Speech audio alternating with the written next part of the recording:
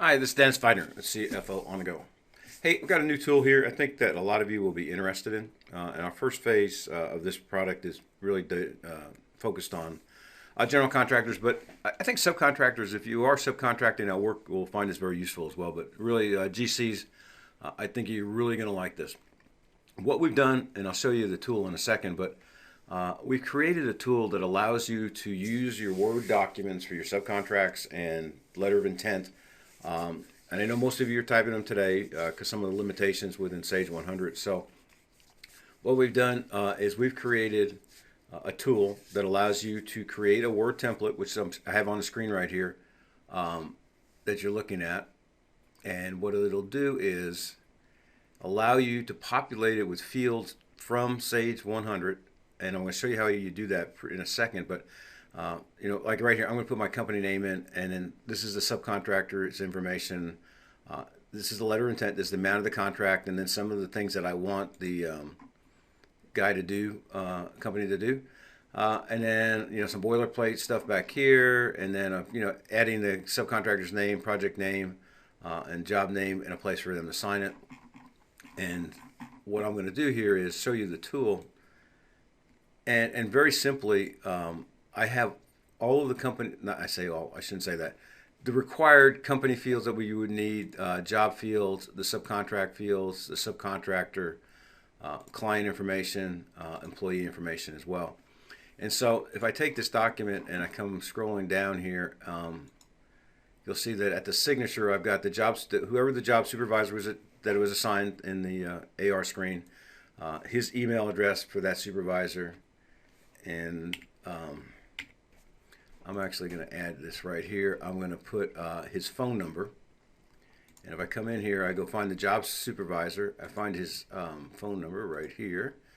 I'm just going to, a couple steps here, but once you have the template built, you're always done. Control C here. So I'm going to take that. I'm going to minimize this real quick. And then in Word, and by the way, there's instructions to do all of this. I go to Quick Parts. I say Field. It's a mail merge field. Merge the field, come into the field name here, and I just do Control V to paste that in there. And now the supervisor's phone number is going to print right here. So I'm going to save this real quick. I'm going to come back into this is all saved. All this is going to fill in on the next step. And so now I want to print a letter of intent for. I'm going to load up all my documents here. I want Lynch Electric on this job. I've got them picked. I say right here it's a letter of intent. I'm using my sample company. Obviously you would map that directory to your company folder. And the template that I want to use is my letter of intent template. And I want to save it into, and you'll obviously come up with your own. I'm just saving it to my C:, and I have a folder called templates. And so if I say populate templates, it does that, and it'll tell me that the company email is not filled in, and the employees we don't have an email entered for our job supervisor. So I'm going to say okay. I'm going to minimize this real quick. I'm going to come in here, and I just corrected a letter of intent on the 18th, and it is 8/36. If I open this up, there it is, and there's Lynch Electric, their name, address, their phone number, the project that it's regarding. It's $45,000 subcontract. It's spelled out. I have all this, and you'll come down here. It's put in the project number, and down here, project number, the name, and the company. So it's all filled out, and now I can come in here.